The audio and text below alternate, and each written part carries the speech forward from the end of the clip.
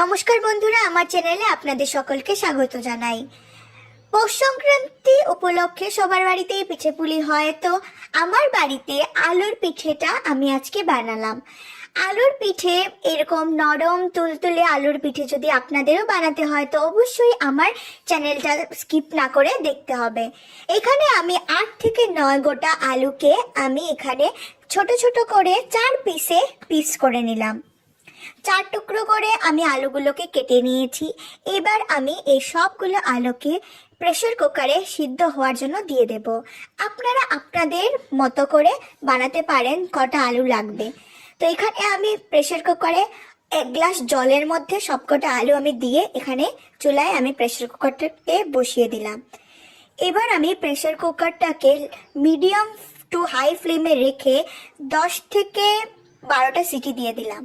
আবার আলুগুলো সিদ্ধ হয়ে গেছে। এবার আমি আলুগুলোকে তুলে নিলাম। আলুগুলো তোলার পর বেশি সময় রাখবেন না, না হলে আলুগুলো শক্ত হয়ে যেতে পারে। এবার আমি এখানে নারকেল কোড়াতে বসিয়েছিলাম। তো নারকেলটা এখানে কোড়ানো হয়ে গেছে। আমি গোটা একটা নারকেল দিয়েছি এখানে ছোট সাইজের। এবার আলুগুলোকে আমি ছাল ছাড়িয়ে আলুগুলোকে আমি রেখে দেব কিছুক্ষণের জন্য। দেখবেন আলুটাকে ঢাকা দিয়ে রাখবেন, না হলে আলুর মধ্যে বাতাস ঢোকে আলুটা শক্ত হয়ে যেতে পারে। তো এবার আমি আলুর পিঠার জন্য পুরটা তৈরি করে নেব। এখানে আমি নিয়ে নিলাম পুরো একটা গোটায় নারকেল।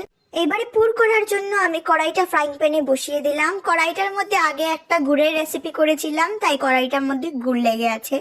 নারকেলটার মধ্যে আমি 2 কাপের মতো পাটালির গুড় দিয়ে দিলাম। এবার নারকেল সহ গুড়টাকে আমি কড়াইতে দিয়ে দিলাম।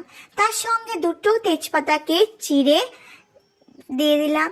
এবার আমি নারকেল, গুড় আর এগুলোকে ভালো করে মিক্স করতে থাকবো। তেজপাতা দিলে গন্ধটা খুব ভালো আসে।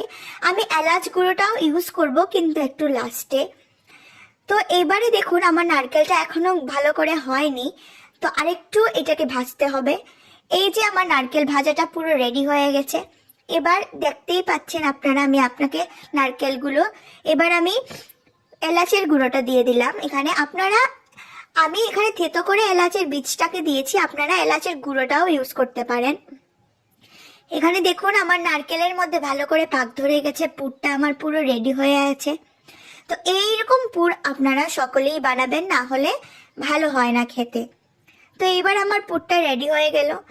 আর এই 1 বাটি ময়দা আমি আলুটার মধ্যে দিয়ে দিলাম, এই বাটির সাইজে। আপনারা যদি আলু বেশি নেন তাহলে ময়দাটাও সেই পরিমাণ নিতে হবে।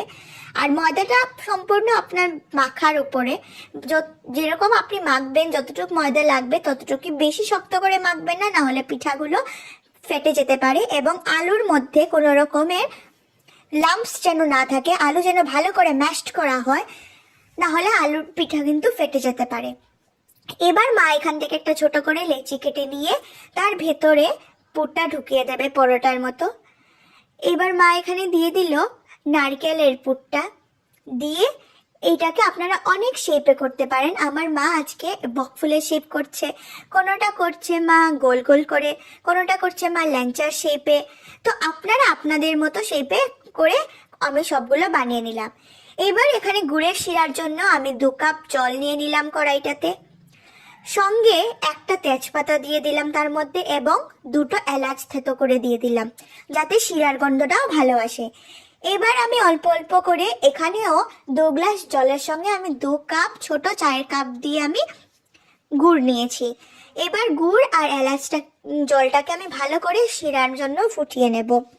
দেখবেন অনেক সময় গুড় বা চিনির মধ্যে আমাদের অনেক খারাপ জিনিস মেশানো থাকে বা বালু টালু থাকে।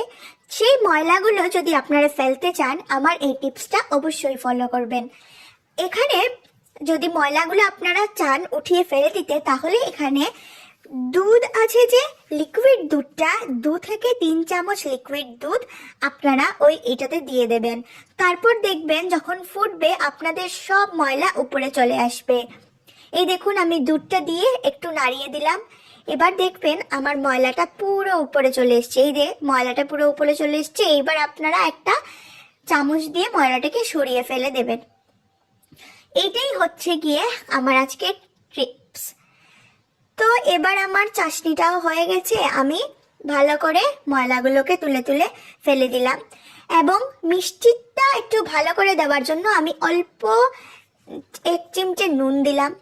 এবার আমার পিঠাগুলো হয়ে গেছে, আমি তাই একটা অন্য প্যানে তেল দিয়ে দিলাম অনেকটা। তো এই দেখুন আমার পিঠাগুলো সবগুলো বানানো কমপ্লিট হয়ে গেছে। অনেকটা শেপ করে করেছে মা, কোনোটা কালো জাম, কোনোটা রসগোল্লার মতো, কোনোটা ল্যাংচা। তো সবগুলো আমার তেল গরম হয়ে যাওয়ার পর এই যে আমি তেলটাকে চেক করছি তেলটা গরম হয়ে গেছে কিনা। এই যে আমি একটা কিছু ফেলে দেখছি এই তেলটা পুরো আমার গরম হয়ে গেছে। এবার আমি একে একে আলুর যে পিঠাগুলো সেগুলো আমি ফেলে দেবো এটার মধ্যে। দেখবেন ফেলে দেওয়ার সময় সবগুলোকে একবার ফেলে তার সঙ্গে সঙ্গে একবার নাড়িয়ে দেবেন, না হলে সেগুলো কিন্তু একটার সঙ্গে আর একটার গায়ে লেগে যেতে পারে। এবং খুব লো থেকে তেলটা একবার গরম হয়ে যাওয়ার পর খুব লো থেকে মিডিয়ামে এগুলোকে ভাজবেন, যাতে সেইগুলোর বাইন্ডিংটা খুব ভালো হয়। এই দেখুন আমি খুব লো করে 5 মিনিটের মতো ভেজেছি। এবার আমি হাই করে 1 মিনিটের মতো সেটাকে লাল করে ভাজলাম। এবার আমি তেলটা ঝাড়িয়ে সেটাকে আমি রসের মধ্যে দিয়ে দিলাম। দেখবেন আপনারা পিঠাটা কিন্তু ঠান্ডা হওয়ার পরই আপনারা রসের মধ্যে দেবেন, আর রসে দিয়ে পিঠাটাকে জাল দেবেন না, না হলে কিন্তু পিঠা ফাটার সম্ভাবনা থাকে। তো এভাবে করে আমি আমার সেকেন্ড ব্যাচটাও ছেড়ে দিলাম। এবারে করে আমি সবগুলো পিঠাই তুলে নেব। তো আজকের এই রেসিপিটা আপনারা অবশ্যই আপনাদের বাড়িতে বানাবেন। এই যে আমার সব পিঠা রেডি আছে। যদি আপনাদের আমার এই আলুর পিঠার রেসিপিটা ভালো লাগে তো অবশ্যই আমার চ্যানেলটাকে সাবস্ক্রাইব করবেন, লাইক করবেন, শেয়ার করবেন এবং বাড়িতে বানিয়ে কমেন্ট করে জানাবেন কি যে আমার মতো এরকম নরম তুলতুলে আলুর পিঠা আপনাদের হয়েছে নাকি। ধন্যবাদ।